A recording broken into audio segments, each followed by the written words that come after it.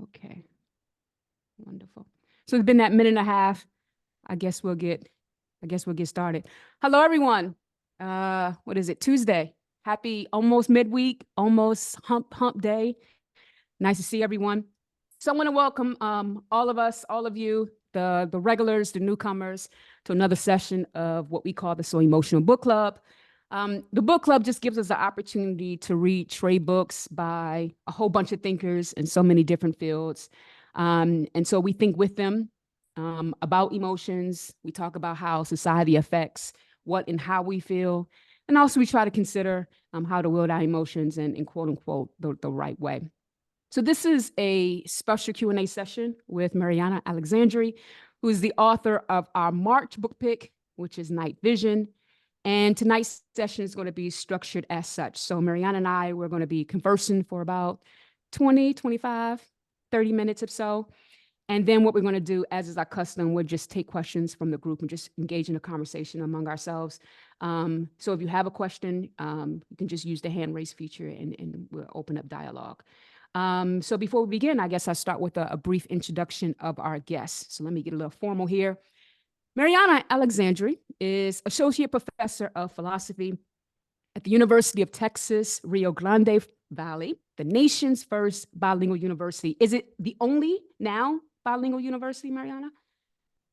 I think so, like in terms of teaching outside of like the Spanish department or, you know, like language, or even, you know, in the education department if they're teaching bilingual ed. But we're teaching classes like in physics and philosophy and history and all sorts of subjects in Spanish and bilingual. Wow.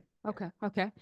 In addition, she and her partner are the founders of RGV Puede, a nonprofit whose mission is to promote dual language education in South Texas public schools. She is a regular contributor to The New Philosopher, the New York Times blog The Stone, the Chronicle of Higher Education, and so much more. In Night Vision, Seeing Ourselves Through Dark Moves, published by Princeton University Press, she offers a rich philosophical and personal meditation on how painful emotions such as anger, suffering, grief, depression, and anxiety can reveal truths about what it means to be truly human. So thank you so much for joining us, Mariana, and I can't wait to get into this conversation with you. So I want to begin the first question with kind of turning a typical first question on its heels when it comes to like book talks or talking about your book. So usually when I give book talks, people always ask me, so why did you write this book? Right? So I want to twist that up a little bit. And I want to ask you, why didn't you not write this book?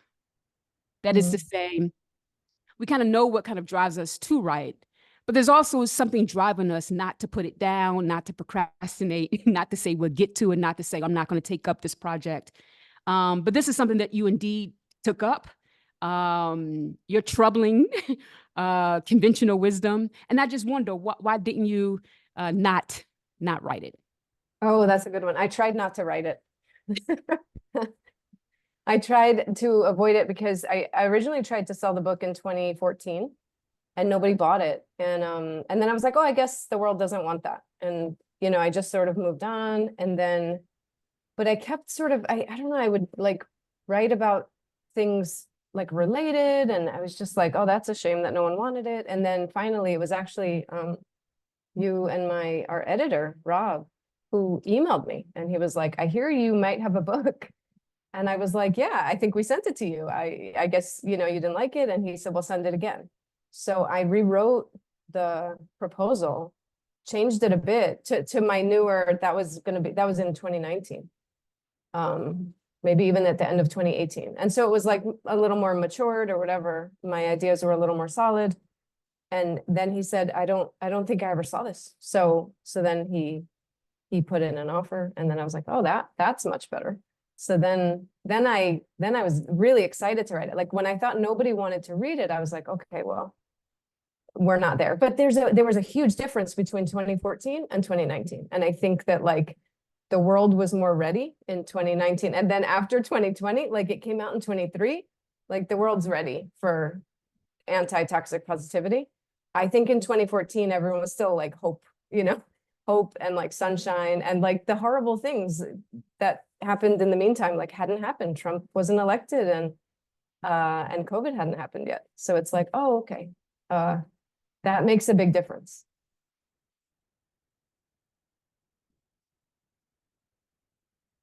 Mm-mm. You're muted. You're muted. Yep, I'm doing what older people do, and we have a tendency to get on them with Zoom, which goes to show that it's no respect of persons as far as that unmute button. Okay, so let's get into the book. So there's a metaphor that seems to kind of, you're attacking, you're problematizing throughout the book, and you call it the light metaphor. So I want you to tell us, what is a light metaphor, as well as the brokenness story, and tell us what is problematic about them. Okay, I want to thank you all for actually like coming here and reading my book, and like it's really exciting. So in the book, The Light Metaphor, I was really trying to figure out like, what is this thing that's been bothering me? What is it? Like, how do I word it? And it just felt like everything came down to metaphors, like small metaphors about brilliance, about illuminate, about shed light on it, or the light at the end of the tunnel. Like, it just seemed like every corner I went to, like, you know, every store I went to, Target, or all the places that have like pillows and cups and posters and things you're supposed to hang in your kitchen, everything ended with something about light. And so I was like, oh, this is what's hurting us. It's because we have this notion that light is right, that light is intelligent, that light is safe, that light is beauty, that light is truth, like all of these things. And then like, that's a big setup, right? So I would see those and be like, I feel pressure even just being in here. Like, I read a post from Instagram the other day that like said that when they see like on the entrance to a store, when the mat says like good vibes only, they like hightail it and go the other way, because they're like, I can't even walk in here. And that's how I felt with all of the light stuff. I was like, oh no, like I can't live up to any of that, nor do I want to see the world that way. And so what I'm calling the brokenness story is the underbelly. Like, I think when everything's going well, you can be like, I lit my own way, I changed my attitude, I chose happy, and all those kind of rhyme with light. I saw the, you know, the bright side. Like, even when they don't have light in them, light is almost like assumed. Like, choose happy also has like sunshine. Sometimes I stay at La Quinta and there's just this big sun, and it's like, so for me, like oppressive. I'm just like, oh, like why do we have to do this? And so the brokenness story is when everything falls apart, when we're just regular humans and all those things don't save us. And then we fall into a pit where we start saying, well, I must have done it to myself, because if I'm supposed to be light, and light is good and light is right, then if I'm feeling dark, if I'm feeling like sad and anxious and scared and all these things, then the logic goes, well, then you didn't choose happy. And, you know, even in Girl Wash Your Face, Rachel Hollis actually says that. She says, if you're not happy, then it's on you. And so I just saw this like connection between like something that's supposedly really good and affirming, and, you know, like, this is supposed to make us feel great, but then the underbelly actually makes us feel worse than if it were neutral. Like, if there were none of those signs in the store that said choose happy, then I don't think we'd feel as bad when we don't feel okay. But the expectations that we're supposed to be positive and happy and all these things that are like bright, and that if we're like not feeling that, then we just end up, a lot of us at least, end up blaming ourselves. Like, what's wrong with me? Why can't I be more like those people who are just bright and see the world in this other way? So it's interesting here, because as you're talking, someone might think, where she's only talking about specific kinds of people, right? People who, I mean, in some ways they're pathologizing it, but perhaps she's only talking about a small part of the population who have these dark moods, while everybody else really never experienced them.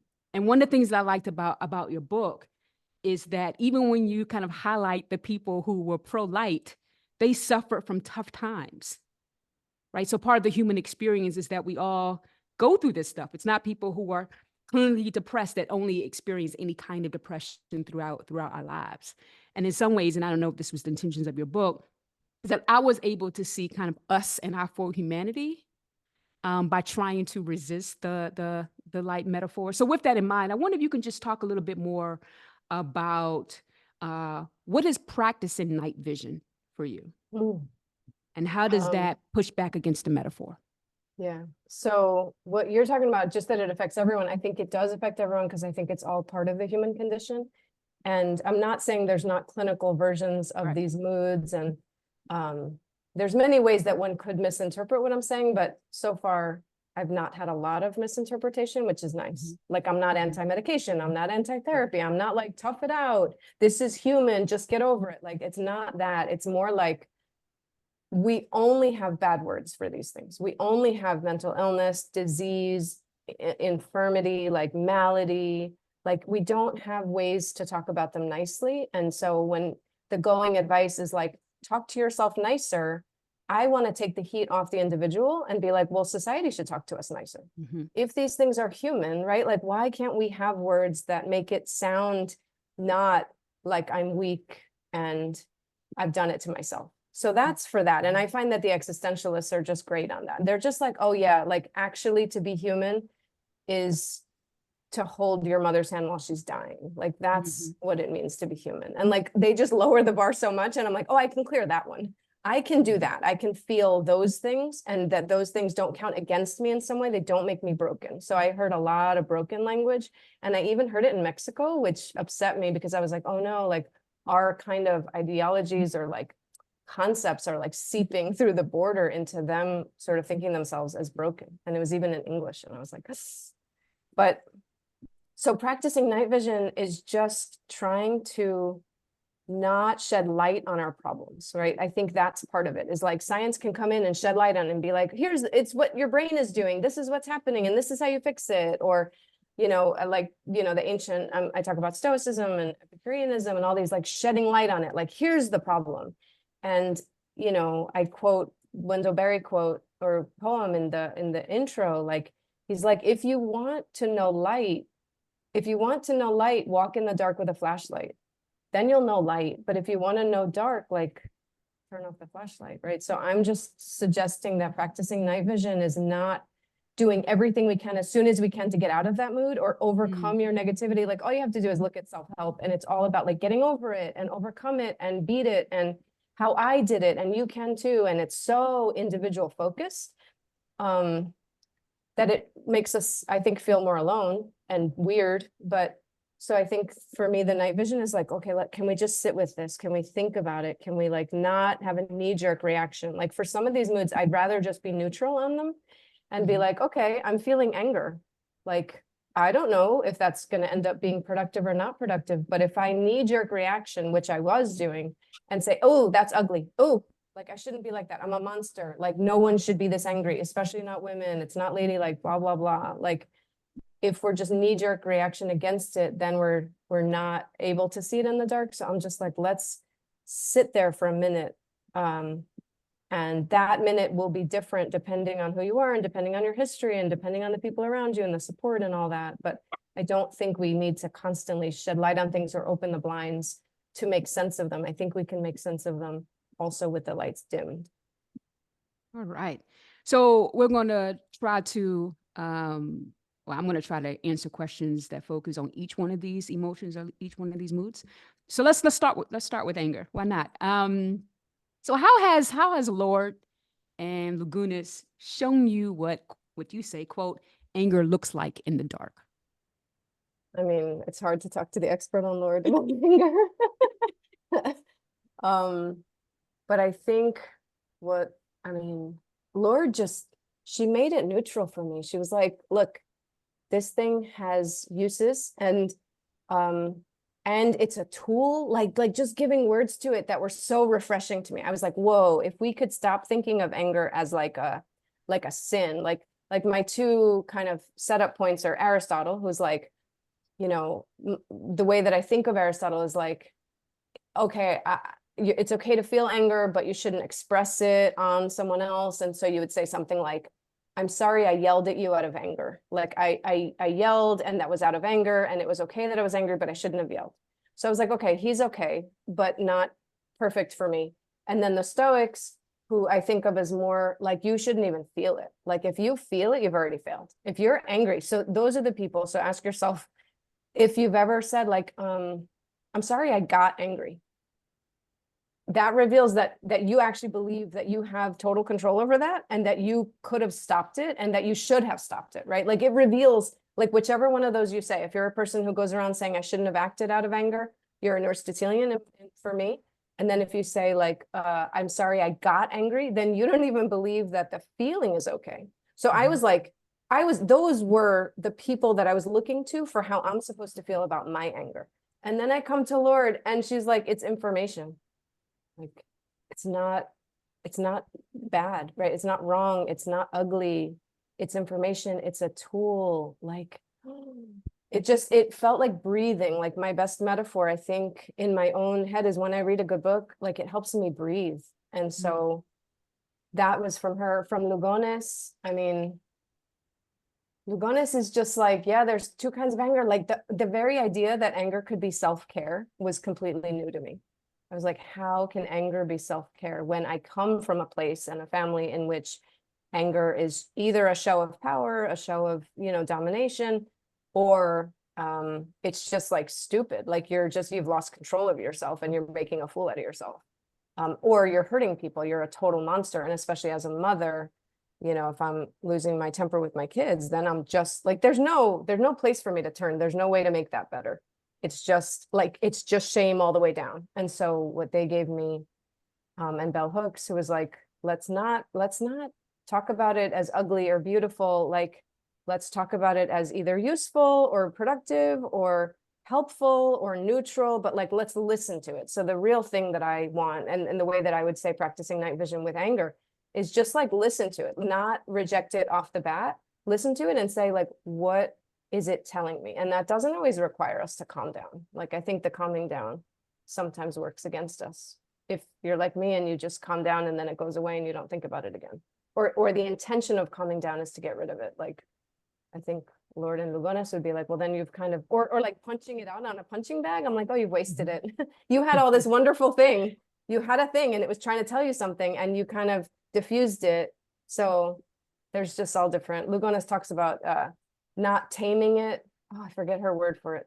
It's not going to help. But managing it, but not in the ordinary way of like manage means bring it down. It's like learning to use it. Like, how can I use this thing? It's just so beautiful. It's such a nice way for me now to look at my own anger, whereas before it was not helpful. The Aristotelian and the Stoic advice was not helpful. In the chapter, I Suffer, Therefore I Am, I love the title of that, by the way. You tell the story of Jody at the dinner table with her husband and son. And she wants to be sad at her job prospects, but they won't let her, right? So they want to offer up joy and optimism at every turn.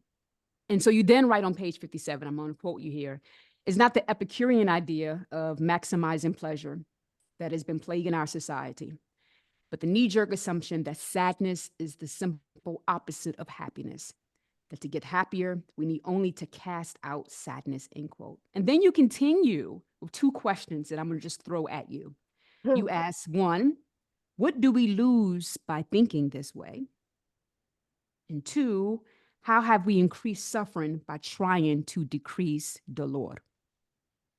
Okay, well, the second one is right in that story. And that is by far like the favorite story of people from this book. I love Jody so much. And like, it's cool that it comes through because I was so mad about it for years and I couldn't figure out what was wrong, why I got so mad at that story. But the husband was increasing Jody's sorrow and suffering, sadness, sorrow. Some of these things I'm putting them all into the category of dolor because sometimes we can't parse them out so easily.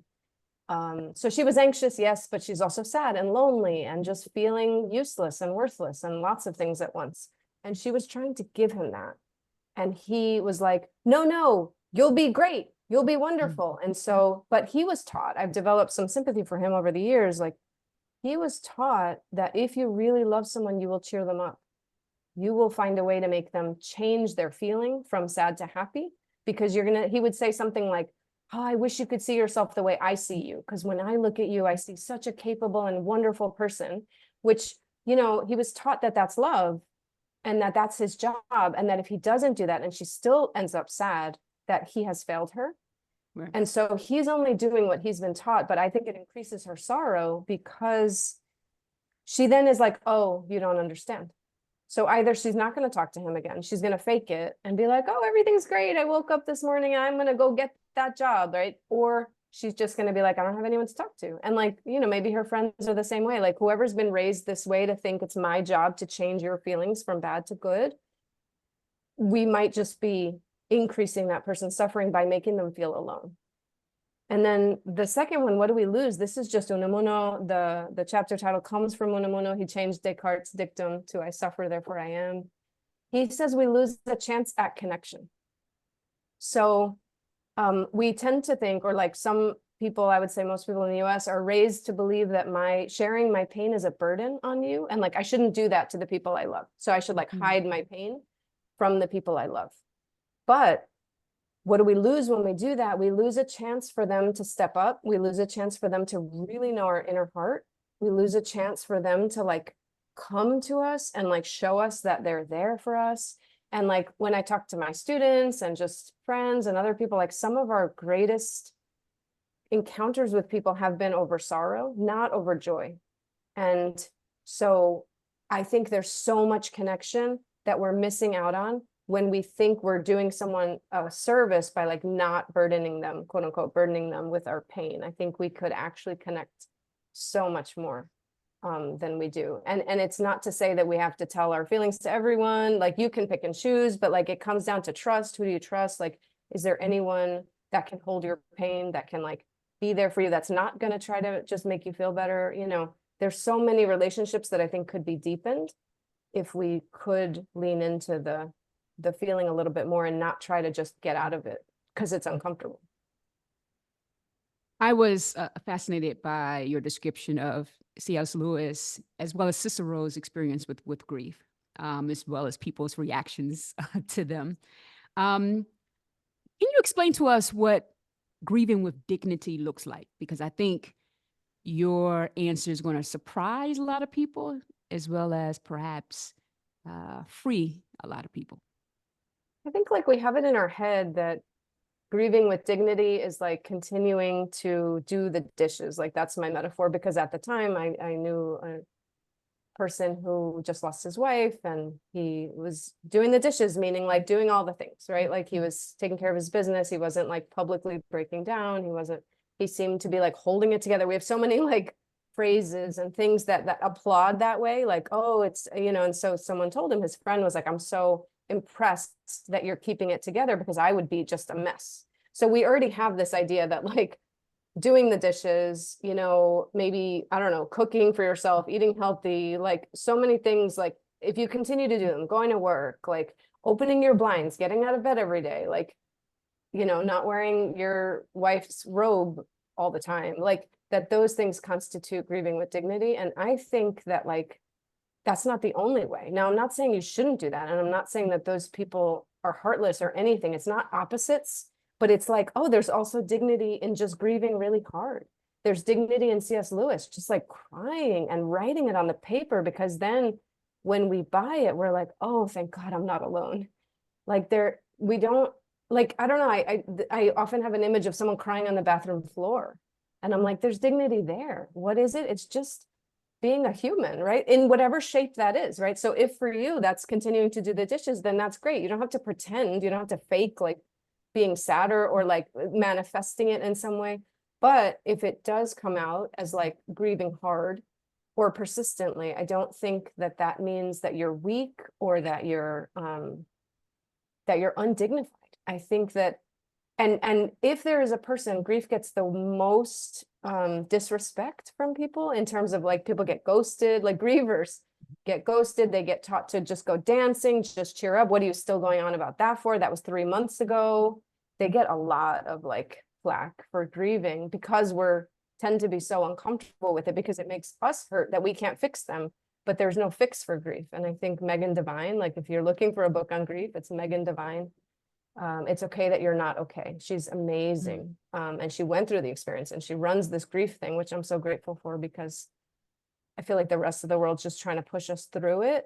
And she's just like, no way. Like there's so much beauty to to grief that we're missing if we think the point of it is just to get over it or get over the person or something.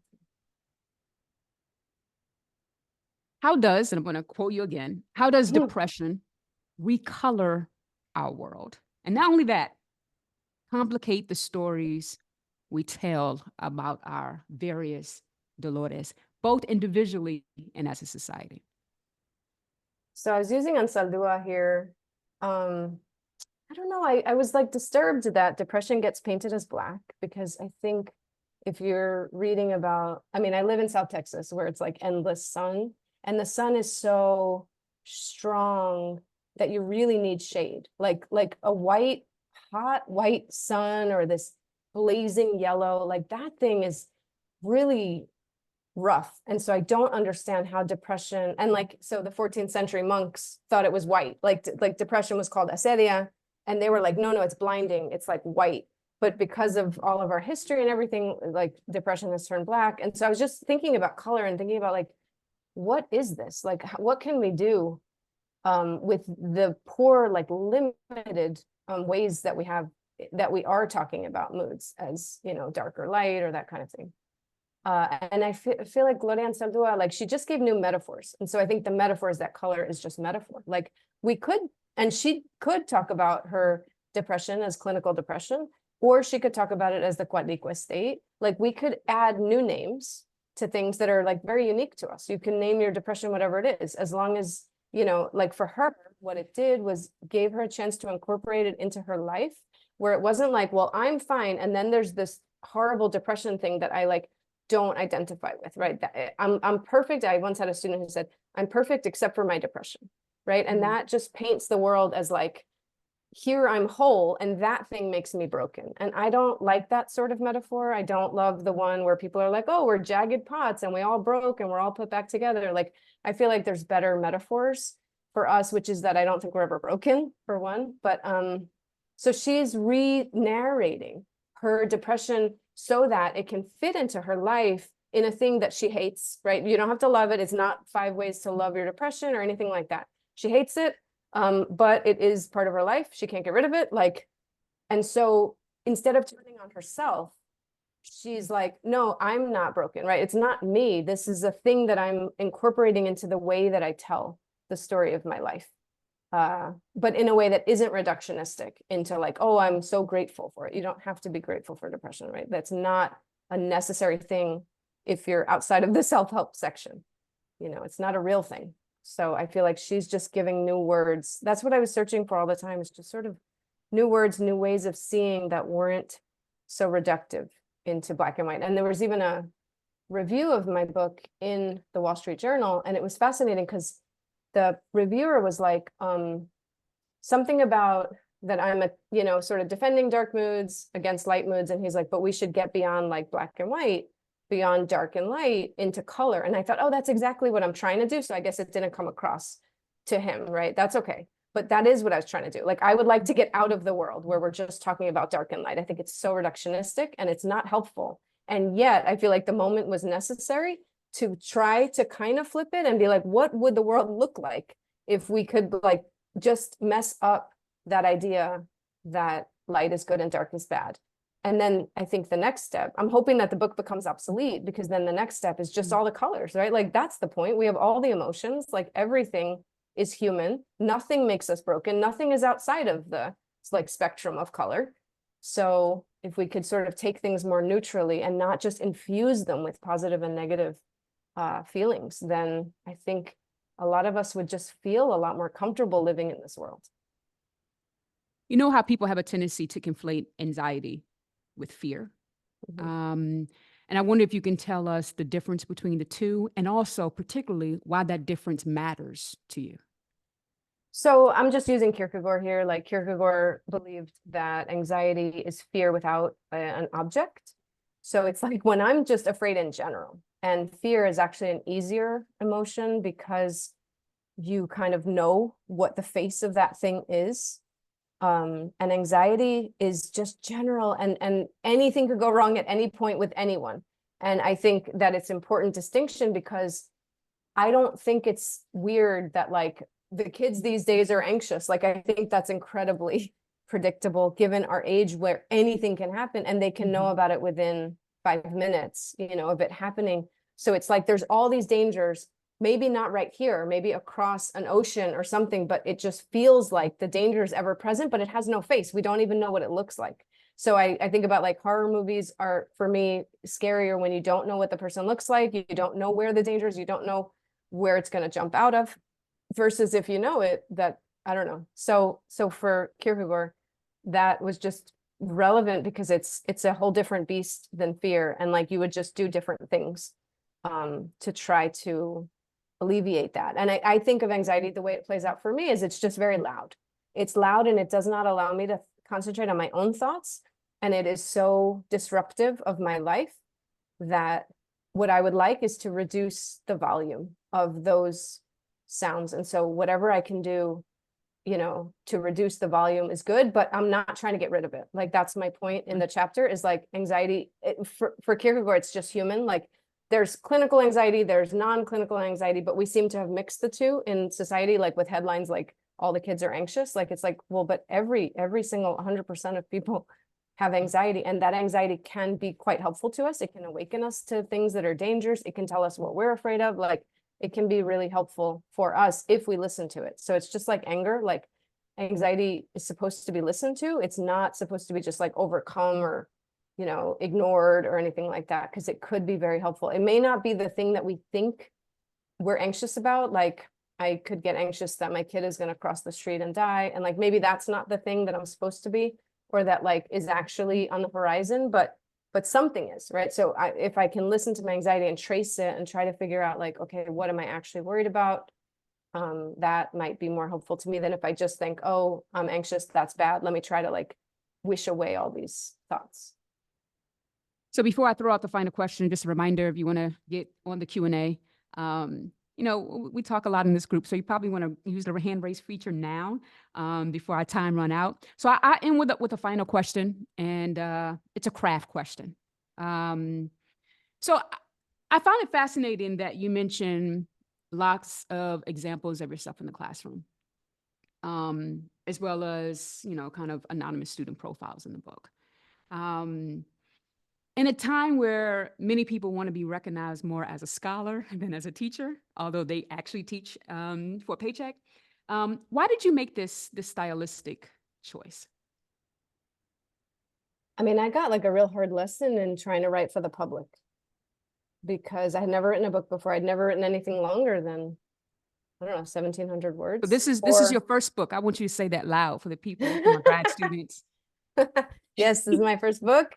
And I wanted to write it in a way that you could understand, right? Like in a way that like it was showing you what I'm saying, not just saying it in some strong way or like, I think that the images make it more compelling. And I had a lot of trouble with this. I would just kind of just hammer my points, and I want to say this and I want to say that and I want to say that, and then it was like people who would read it would be like, do you have an example? Like, what do you mean? And so then I had to go into my head and be like, okay, what are my examples? What's my life? Like what? So it is like me as a parent, me as a teacher, like my students, what I've noticed. And then it's like, oh, right, that is what is something that I can talk about with confidence, rather than I'm not like stretching outside of my own expertise or something, because like I'm just a person with these experiences and who knows these people, and that person told me that story, and that's really interesting. So I really did it in order to try to connect with people. And I guess the point is I wasn't trying to write a book for academics, and I was most afraid of philosophers, honestly, because I just could hear like in a sense like, well, this isn't rigorous, or what is this, or why didn't you make this like argument stronger? And so once I realized, so I was really scared of presenting it at conferences or presenting something from there, because I was like, oh, these people are going to like ridicule me, but it's not for them. It's not for them. So I originally had the idea, it's not for them, it's not for philosophers.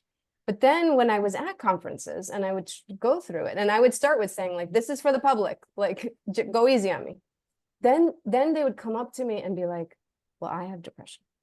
Oh, and I get really anxious when I'm in the classroom, blah, blah, blah. So then I was like, oh, they're just people. Like, oh, right. Like all of us are just people, like philosophy professors. So it's like now I think my kind of what I think in my head is like, oh, I'm writing for the human being inside of everybody, like even inside of the philosopher. It's like we all have this, we all can relate to it. So so that made me a lot more willing to share it with philosophers and at conferences and things. And it's been delightful, like how people have received it from within the academy, because that's what I did not expect. I was like, outside the academy, maybe, inside, no way. So the stories are just for everyone. Like we all, I guess the point is we all need them. We need stories. We need something to like, you know, the big thing is show, don't tell. So it's like, show me first, and then tell me about it, and then show me something else, and show me how you're getting these ideas and how you're disseminating them. Like, don't just like ram into me like your opinions about everything, because that's really boring. So I was trying to not write a book that wouldn't. Also, I wanted to publish with Princeton because I didn't want a book that was going to come out at $100 and just be for scholars. And I was like, so I told Rob when I talked to him, I said, I don't want a stillborn. Like I want to do this thing and try to do everything I can to make it public. So I'm grateful that it has, and they worked really hard. So it's just been nice. It's been a cool experience. Wonderful. So if you have any questions about the book, or if you just have any questions about any of the moods that we talked about, such as anger, anxiety, depression, grief, et cetera, don't be shy to throw your question at Mariana. Or I can just talk to her all day. I mean, you know, but I don't want to be selfish. I'm trying to be less selfless in 2024. Any questions? Any questions?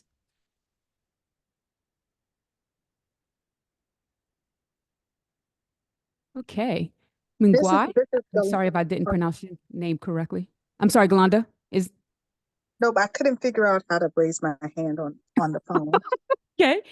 All right. We'll go to you since you have the hot mic, and then we'll go to Mingwai. I wanted to say thank you for being here. I haven't finished the book in its entirety. I'm listening to it via Hoopla, yay, public library. And it's really, I've really been enjoying it. And so much so, I think one of the points you made early on was talking about the different types of anger and how anger is viewed differently between men and women. And I can't remember what the exact quote was, but it was something to the effect that for women, instead of we've been repressing the anger, we've been holding on to it so much that to be able to process it better, we have to release it and relax it more, where it's the opposite of men. And I just thought that that was very impactful. And it resonated a lot as I was walking. I was like, yeah, you know, I do spend a lot of time like holding back the anger, tempering the anger, instead of just kind of letting it be and letting it do what it does, because women are perceived a certain way when they do that. So I just found that particular kind of point really interesting. And I have a lot more reading to do because I've been writing notes from all the people you've been quoting, including Myisha, in your book. And it's really good. I've enjoyed it thus far. Thank you. I've opened up to one of the quotes about anger from Soraya Chemaly. So that's the book to read if you want to know more about anger and you've already read Myisha's book. Soraya Chemaly, Rage Becomes Her. It'll make you so mad and it's crazy. It might upset your household. It might not. But she says for women, this is Soraya Chemaly, healthy anger management doesn't require us to exert more control, but rather less. We are managing anger all the time without even realizing it. And then she goes on to give some statistic, which I don't have with me right now, but about women who hold in their anger versus women who with breast cancer, women who release their anger or express their anger were more like the survival rate was higher. So it is like a huge deal. And I think that's right. It's like the whole idea of anger suppression or repression may have been based on men's anger, which tends to be more explosive. And, you know, these are just generalities. But like for Soraya Chemaly, it was like women don't need to repress, right? Like there's so much of that goes inside and it causes pain and it causes chronic illness and all this kind of stuff. So I really found that helpful too. It was like, wow, like people need to know this stuff because if we don't know that it's actually hurting us to internalize it and repress us, like just because of some societal mandate, it's really, I don't know, what would the world be like if we didn't do that, you know?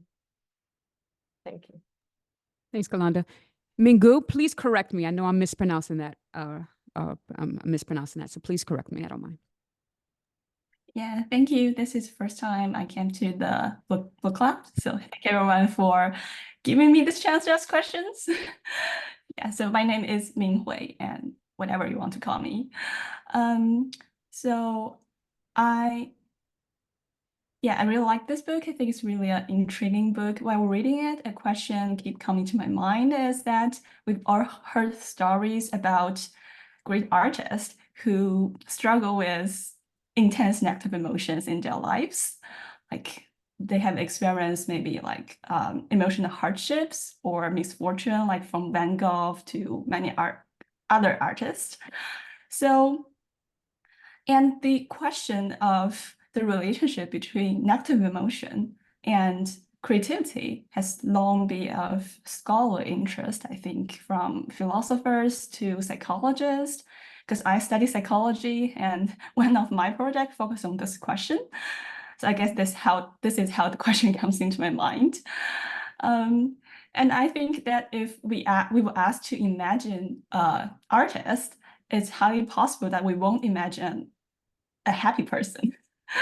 So I would like to hear your thoughts on this question, on the relationship between negative emotion or dark mode and creativity, and how might some argument or some points you made in the book might speak to it. Okay, thank you.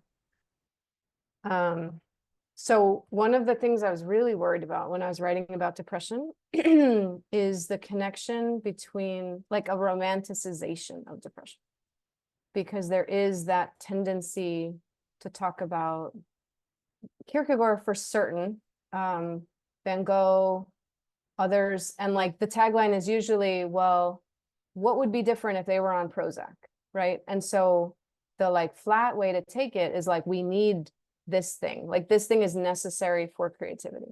And that's really tricky, because that line of thinking is really dangerous, because it causes people sometimes to go off their meds, and like it causes like all kinds of stereotypes and beliefs about depression and its severity that may not always be true, and like that could just absolutely mislead a person and make a person feel like, well, I can't get help because I'm going to lose my creativity. And so I'm very like shy on that one. But I will talk about Ansaldúa, because Ansaldúa herself is the one who suffered from depression, right? She called it the Qualique state. And she also says, and I am an artist, and part of the process is creating art. So I had to figure out like how to deal with her. Like she is saying that her depression in part comes out in her art. She's not saying like it makes me more creative or I couldn't be creative without it, but she's getting really close. She's getting super hot. And so I was like, okay, how can I say this that doesn't just reduce to like, you need your depression, and if you let's say go on medication, you're going to lose your ability to write songs or something like that. Like I don't want to do that. And so what I rely on from Ansaldúa is her stages, like her order of things. The art only comes later. She's not creating art in the middle of a depressive episode. So it's not the idea that like you need the depression, or that she would need the depression to make the art. It's like the human experience, right? Like that we go through hardships, that we suffer, that we, hold our mom's hand while she dies. Like all of that is integral to just a human life, as is creativity. But I don't want to make any like super direct link between painful moods and creativity, because I don't want to encourage the sort of thing of the tough it out, come on, you do this for your creative self, all that kind of thing. Like for me, that's too dangerous. But I do think of her and I think, okay, well, there are people who can speak in the first person, right? And who can say, well, for me, my depression makes me more artistic. And that's okay with me too, right? If a person is speaking in the first person about it, that's great.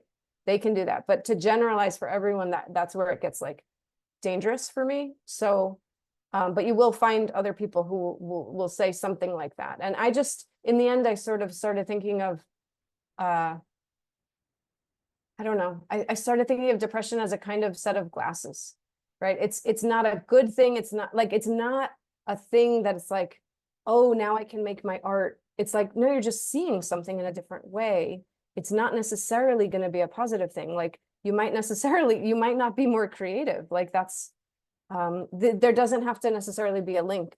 Also, for those people who are not depressed, right, there's hope. You can be creative, right? Like I don't think that there's as tight of a link there as some people would have it. So I think that question kind of makes me sweat. And also, I think there's like lots of ways to talk about creativity and dark moods without linking them so tightly together, that as necessary for each other. Thank you, though. Nick. Nice. Hey, thanks for letting me ask a question. I'm really excited. I want to focus on chapter 2, if that's okay. And I'll try and reconstruct a little bit of the dialectic that you go through, and then I have like a specific question at the end.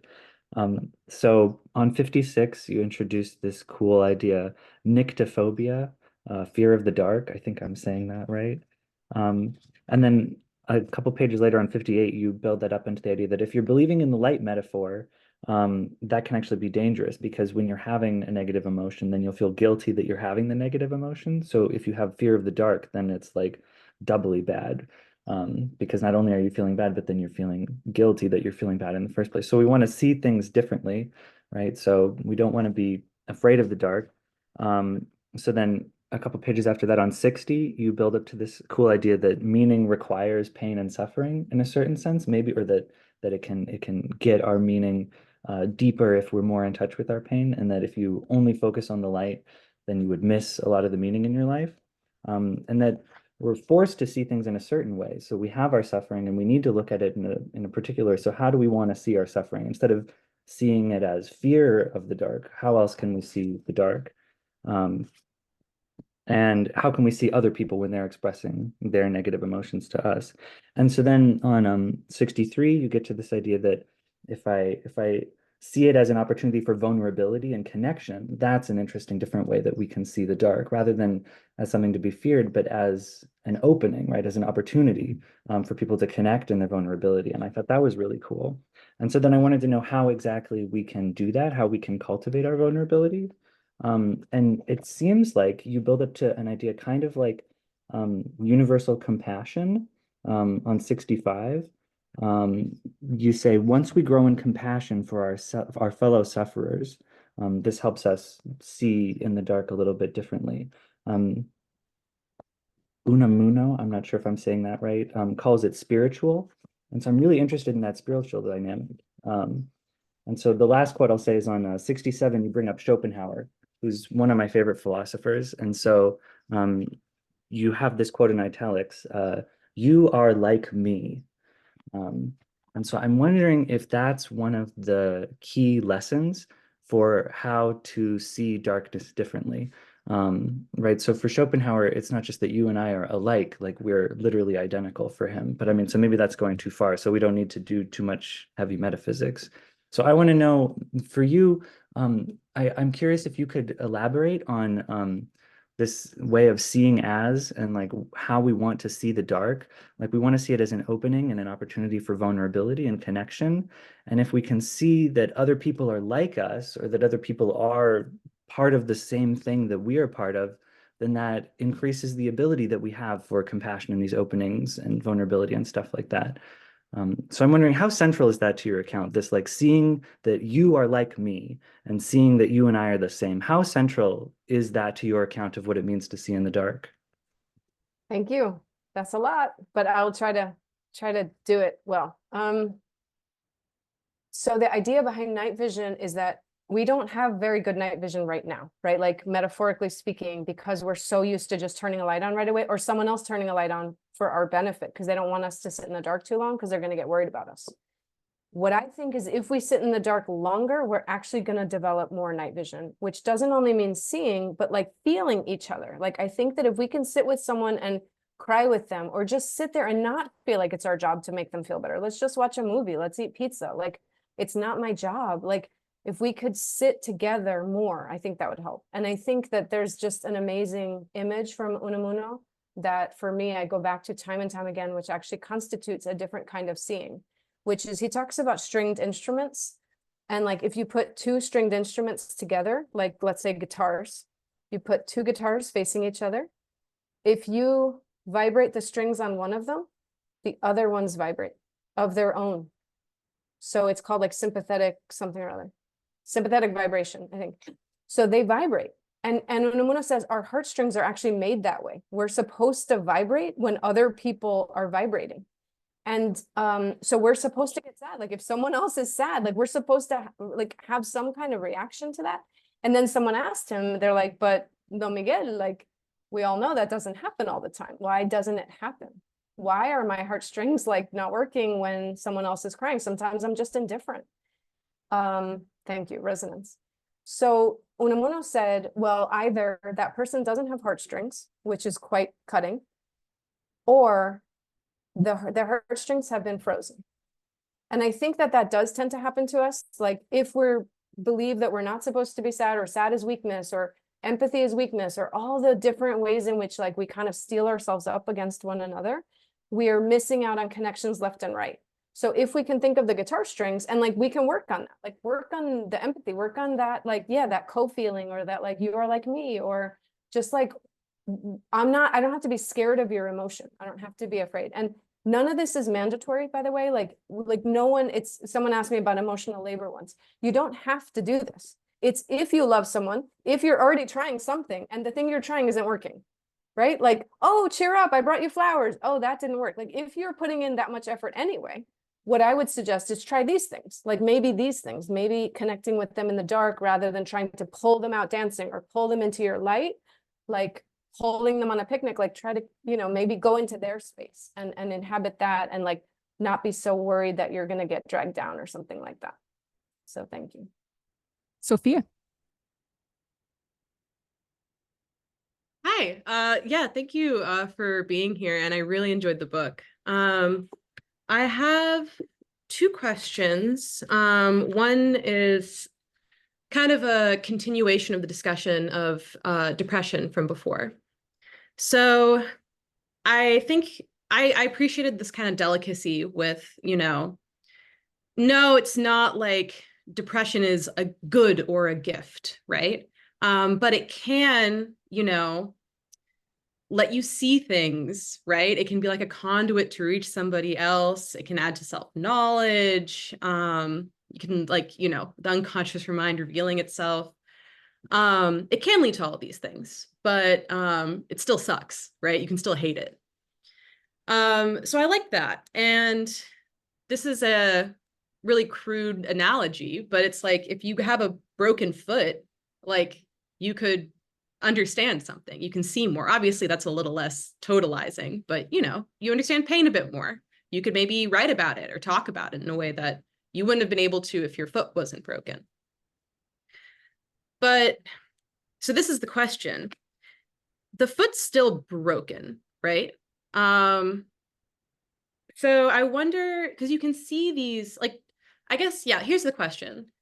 Do we need to stop seeing depression as something that is like broken, say? It is, dysfunction, depending on your understanding, or do we just need to kind of re-understand brokenness?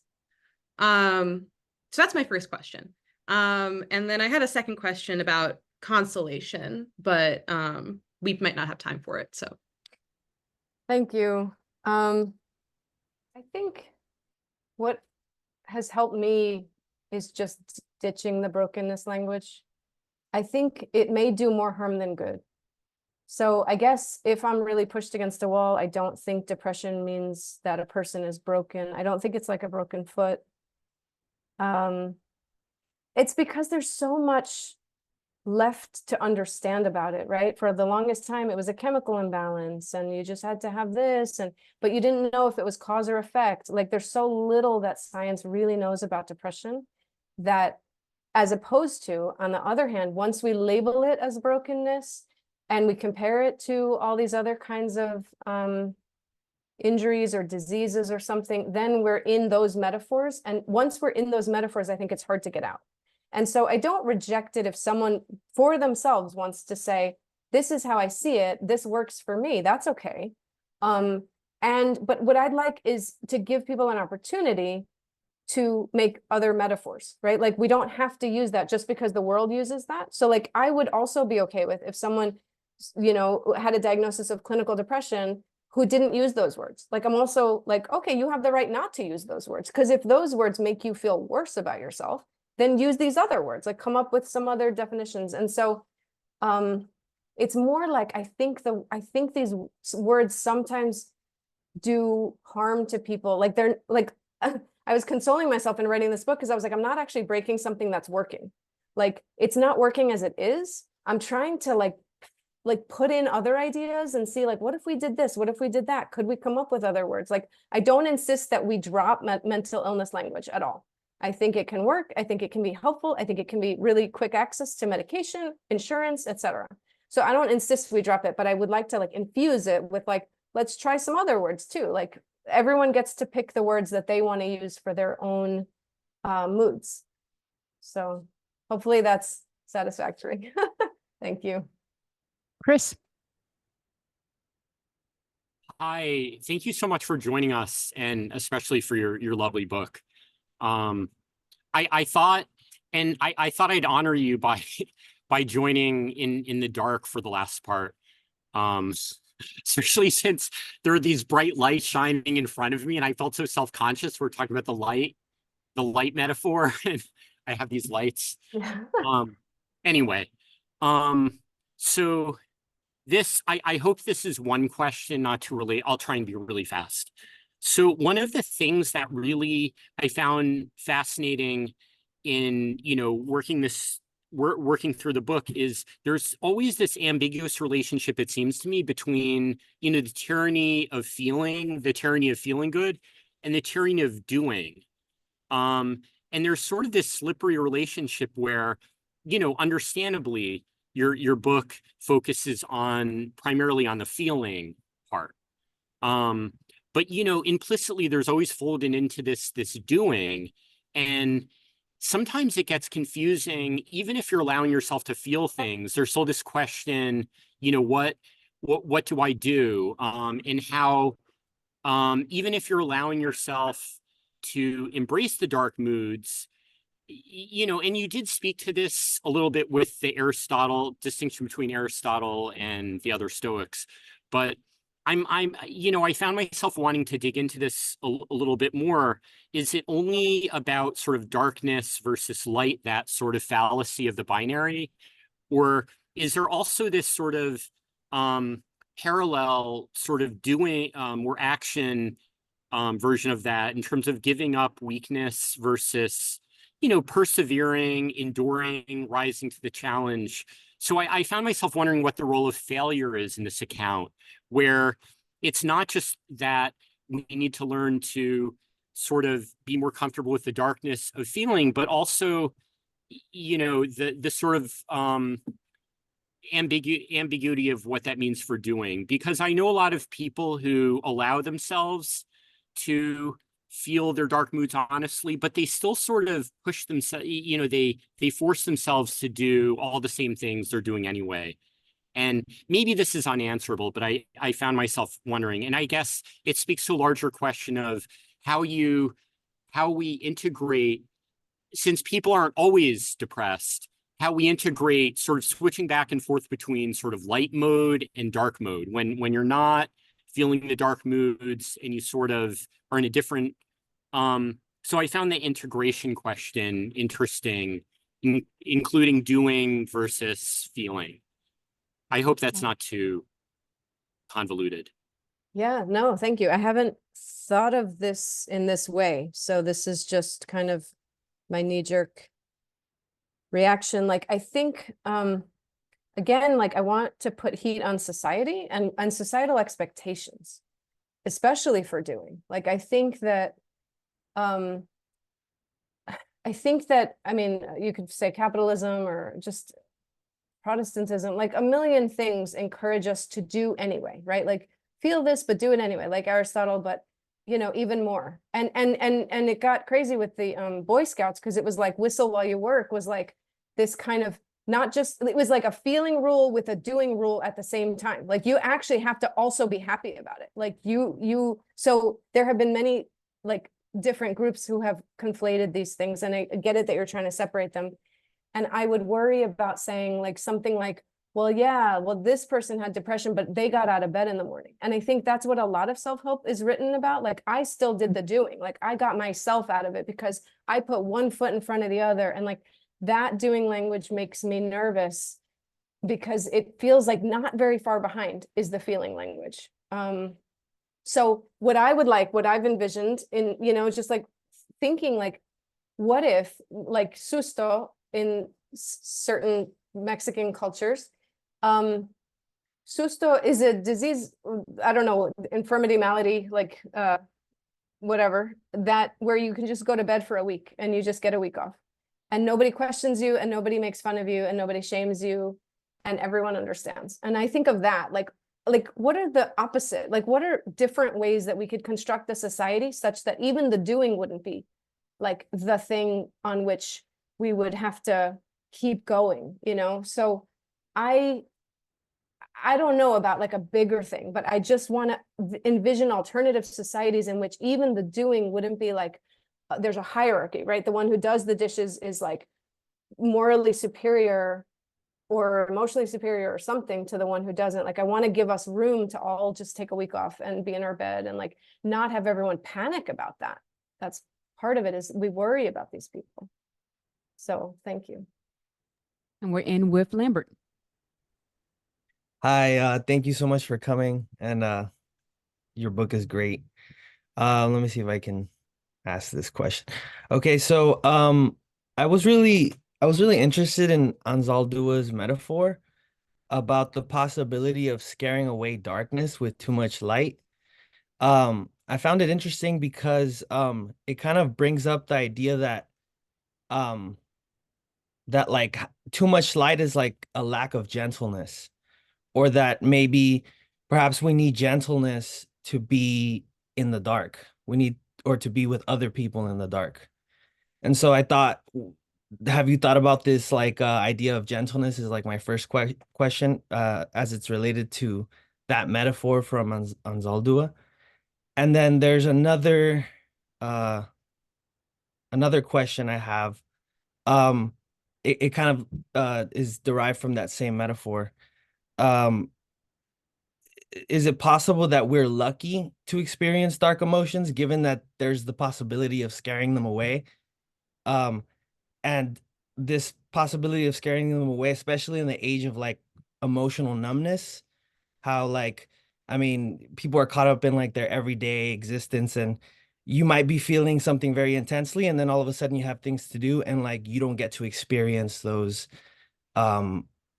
deeper forms of like darker moods just because of the fast-pacedness of the world and everything else. But yeah, that was my question. Thank you. No, I love that word, gentleness. I think that's really beautiful. It brings Ansaldúa together with Unamuno, of like kind of on the road of empathy, on the road of togetherness, on the road of what damage are we doing when we're trying to just pull people out of the dark and into the light? We're like kind of like white knuckling them, or we're just like, we're very like brutos, like brutal, and kind of not, there's no nuance, there's no like real like tenderness. So I like the word gentleness. It's getting at all the stuff that Unamuno wants to bring out in us. And I think Ansaldúa, like, yeah, like her, the way that she tells the story is just so different from, and then there was light and it was good. It's like, no, wait, but all of the beautiful stuff germinated in the dark. There's so much, like, we could have told the story so differently. And that just happens to be the way we tell the story, but we don't have to tell the story like that anymore. And we can play with the story. Like, none of them have to be fixed in the way that they are with the hierarchies. Oh, I just missed your second question.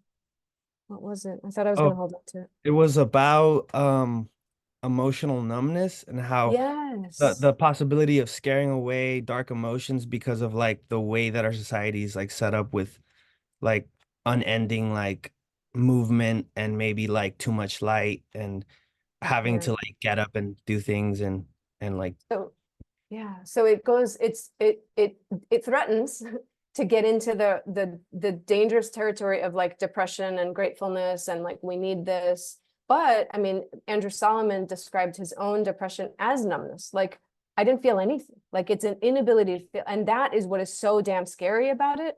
He's like, I would do anything to feel sad. I would do anything to feel something. It's the void of the not feeling anything that's really, really, really scary. And so I think edging shy of the like this is a gift, I think that our dark moods just are. Like I think that I don't even have to say like this is good for you or this is good for us. I'm just like, well, we already have this. Like this is the thing we have in front of us in our bodies. Like what are we going to do with it? Are we going to reject it? Are we going to reject ourselves? Are we going to turn against ourselves, call ourselves weak, call ourselves, you know, sick? Like we have lots of choices to make, and like, and not just us to ourselves, because it's not, this isn't like a you should talk nicer to yourself book. It's like, why does society paint it this way? Why does society make us feel these certain ways when we feel bad? Why does it make us feel bad about feeling bad, right? What if we could live in a society, and could we bring that about? Like, in what ways do I make other people feel bad about feeling bad? Like, are there times where I say the wrong thing, that I shame them for feeling bad? Like, you know, why are you feeling that way? We just had such a great time, right? I could do this to my kids any day of the week. We had such a great time. Why are you in a bad mood now, right? Like, in what ways are we like stomping on the ability for other people to express themselves and just like allow the air, allow the like space for people to be ourselves and to have all the moods? Like why isn't the range acceptable to us? So I do think that like writ large, like we're lucky to just to have moods, right? Just to feel anything. But then with all these caveats of like, I don't think depression's lucky. I don't think that, you know, extreme forms of these are like lucky. And I think you can still hate them. Just to reiterate that, like, I don't think you have to love them, but it's the junking yourself. This is what a student said to me, something about like, can I just get rid of the depression but keep myself? And I was like, well, that is right now not possible. And so what is threatening, what's dangerous about that formulation is that most likely you're going to junk the whole self, right? There are people who are just like, no, I'm just broken, right? I'm fundamentally a failure or broken or whatever. Like, and it's like, oh, I don't want to junk the whole self. I'm not trying to say like, you should grab this dark mood if you don't already have it. Like, if you have it, you have it. And if you don't, you don't. But like, what's the story we're going to tell about ourselves, and how can we live with ourselves in a way that doesn't like erode us or just make us look bad even to ourselves? Like, society is already talking nasty about us. Like, what if we could sort of change? I don't know, like, I do want to change the world, you know, but like, how? It's like almost just to push back a little and question, like, why are we thinking of it these ways? Why do we talk about it in these ways? Are there other ways to talk about it? So thank you. This was wonderful. Thank you all so much for taking time out of your Tuesday evening to talk about this wonderful book that was written by Mariana, who took time out of her schedule, of her spring break, to come and chat with us. Thank you all so much for a wonderful discussion. I want to remind you all the next month we'll be reading A Human History of Emotion, How the Way We Feel Built the World We Know, and we'll be engaging in our typical kind of structure in our book club.